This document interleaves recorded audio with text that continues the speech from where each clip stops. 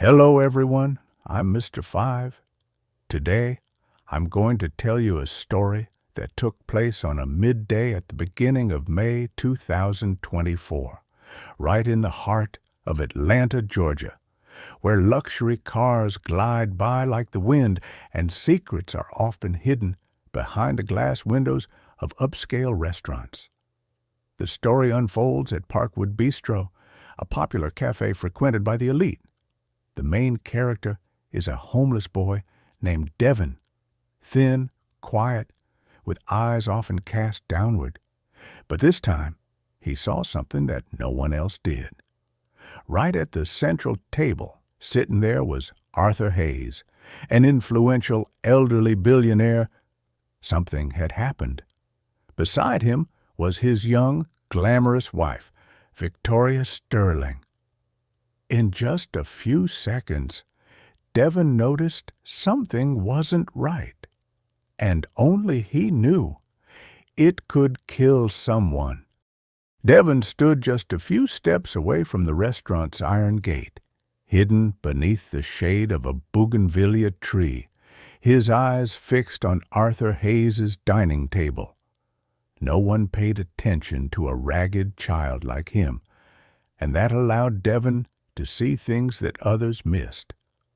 Arthur, the powerful man behind numerous real estate projects in Atlanta, was stirring his mint tea, the sunlight filtering through the glass causing his eyeglasses to glisten. Beside him, Victoria, his young wife, draped in an elegant white dress with a perfect smile. But Devin saw her slip something into his lemonade before he returned to the table. A small, quick movement, as though she had done it many times before. Devin held his breath. It was a liquid, light in color, odorless.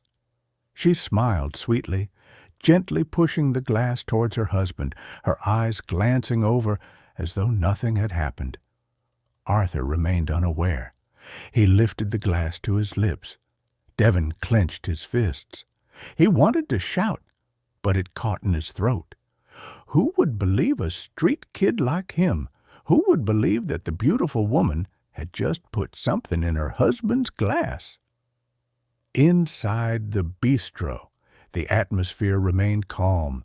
The clinking of spoons against glasses, the low hum of laughter. But Devin could see the oddness. Victoria's gaze flashed coldly for a moment, like someone about to complete a dark plan. He took a step out from the shadow of the tree. His anger rose, not because it was Arthur Hayes, but because Devin had seen someone he loved fall victim to a person with a smile just like that. And this time, he wouldn't stay silent. His eyes never left the glass of water that was about to reach Arthur's lips. He had to do something. Right now. Devin took a deep breath and quickly stepped over the fence. He knew that if he didn't do something, Arthur would drink that glass of water, and something terrible would definitely happen. He wasn't sure exactly what Victoria had put in it, but the look in her eyes, the way she whispered something after stirring the glass, it all made him shiver. He moved closer to the table, his voice shaky but loud enough. "Don't drink it. Don't drink that glass." All eyes turned to him, and in that moment, the entire cafe seemed to hold its breath. Arthur froze, the glass only inches from his lips. Victoria furrowed her brow and stood up sharply. "Who are you? Who let you in here?" Devin looked directly at Arthur, ignoring Victoria. "I saw her put something in your glass, a clear liquid, right before you came back to the table." Victoria burst into laughter, her voice sharp as a knife. "A filthy street kid, and now you're trying to accuse me? This is crazy." She looked around, seeking allies among the crowd, but the customers were whispering, glancing nervously between the glass and Devin. A few were whispering, some started filming. Arthur set the glass down, his eyes scanning Victoria, then looking at Devon. "Are you sure? You saw it with your own eyes?" Devon nodded firmly. "I swear, she waited until you turned away before pouring it in. She knew you wouldn't notice." Victoria turned red, her hands trembling. "This is ridiculous. What right does a homeless kid have to interfere?" A nearby waiter hesitated before stepping forward. "Mr. Hayes, if you'd like, I can call the police, or at least have them check the water sample." Arthur stared at his glass. Something in his eyes shifted, not fear, but a realization of something he had suspected. And now, what he needed was the truth. The atmosphere in the cafe thickened. All eyes turned to Arthur, the wealthy, powerful man, but now faced with an undeniable truth. Perhaps the wife he'd spent so many years with was conspiring to harm him, and it was a homeless boy, a stranger, who was the first to speak up. Victoria sneered, but the smile couldn't hide the worry in her eyes. "Fine. If you want to check, go ahead. But when the results show nothing, I expect you to apologize for believing a scum like him." Devon bit his lip, his hands clenched tightly. "She said you wouldn't live much longer," he blurted out. "I heard it, right before you came back to the table." Arthur furrowed his brow. "What is she talking about, Victoria?" "Please." Victoria rolled her eyes, raising her voice to drown out the confusion. "The boy is delusional. I was just talking to my sister on the phone." A huff rang out from the back of the cafe. A middle-aged man in a suit approached. "I apologize for interrupting," he said. "I was sitting nearby." "The boy is right. I heard her say, 'This ends today. He won't see tomorrow.'" Victoria's face went pale. That's just a joke." At that moment, the waiter returned with the manager and 2 security guards. Arthur stood up, his gaze filled with hurt. "Victoria, what did you put in my glass?" She stepped back, but it was too late. Another customer raised their phone. "I'm recording again." Clearly, she took a small bottle from her purse.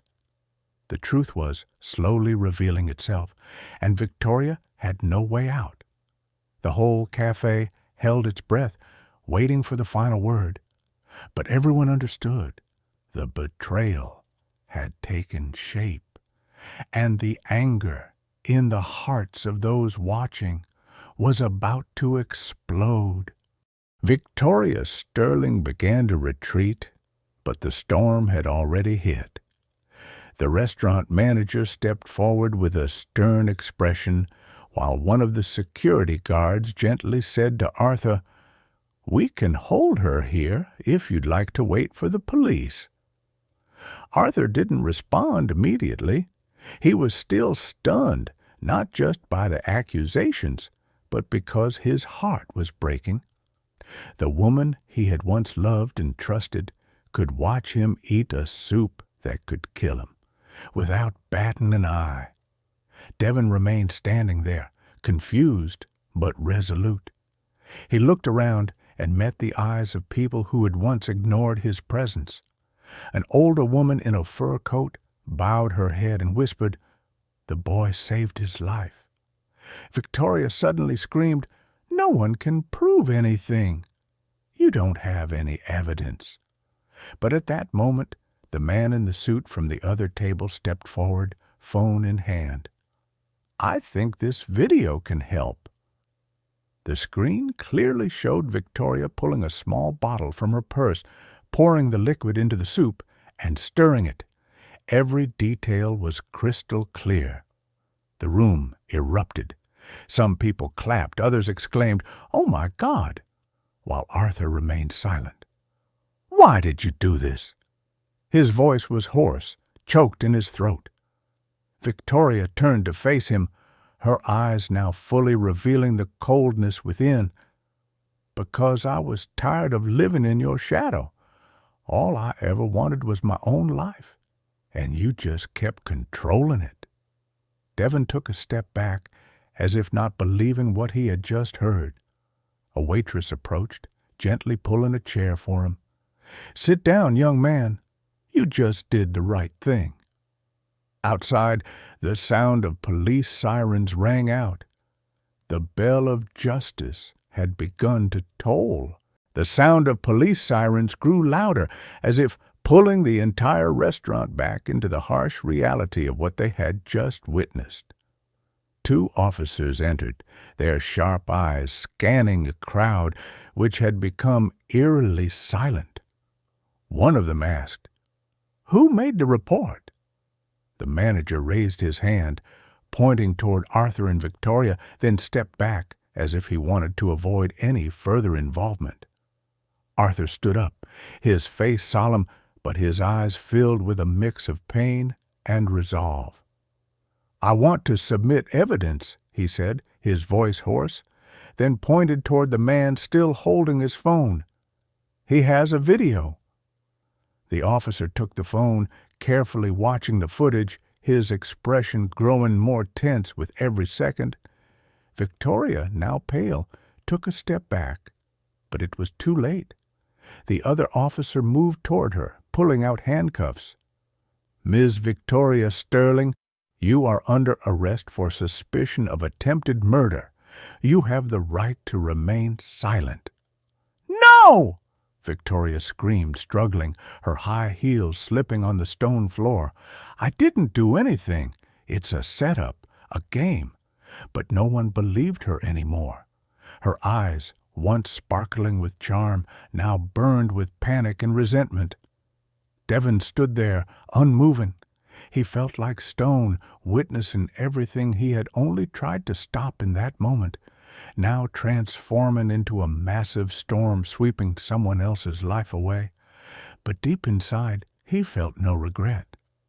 One of the officers looked over at Devin, then at Arthur. "Is this the boy who spoke up?" Arthur nodded, his gaze softening. "Without him, I wouldn't be standing here." A silence spread, not one of fear, but of admiration. Everyone felt like they had just witnessed something greater than justice, a rare act of bravery in everyday life, coming from someone they never thought would be a hero. The police took Victoria away, and the sound of the handcuffs clicking marked a bitter end to the cold scheming hidden behind her glamorous exterior. But for the people in the restaurant at that moment, there was something even stronger than anger. It was a feeling of satisfaction when evil was exposed and justice spoke at the right time. Arthur Hayes sat quietly for a while, his gaze still directed at the door where Victoria had just disappeared. He didn't say anything, but in his eyes there was a storm that had passed. His hand unconsciously tightened around the armrest, as if reminding himself that he was still alive. And more than that, he had awakened, not just from a conspiracy, but from a dream of false love that had blindly kept him trapped for the last years of his life. Devin sat across from him, his hands tightly clasped together. He didn't know whether to stay or leave. But then Arthur looked at him, his gaze no longer that of a billionaire looking at a street kid, but of a man who had just been saved, looking at his quiet hero. "Don't you have a family?" Arthur asked softly. Devin nodded gently. "Well, from today, if you want." He hesitated, his voice warm like a father speaking to his son. "You can start again, with your own name and with a real home." Devin didn't answer immediately. He just nodded, his eyes red, then lowered his head and quietly said, "Thank you." The scene became still, but everyone who witnessed it understood that they had just seen something rare in life.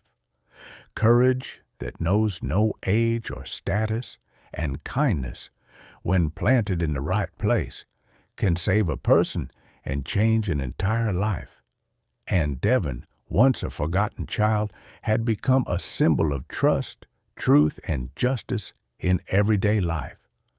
Sometimes the ones who are overlooked are the bravest. Without him, a life could have been lost, and the truth would have been buried beneath a perfect facade. This story reminds us that kindness doesn't come from wealth or education, but from a heart that resonates with what's right, even if the price is doubt or rejection. And sometimes, standing up for others is the way to start again for yourself. Listen more. Pay attention to the smallest details and never judge anyone by their appearance, because a hero can come from anywhere.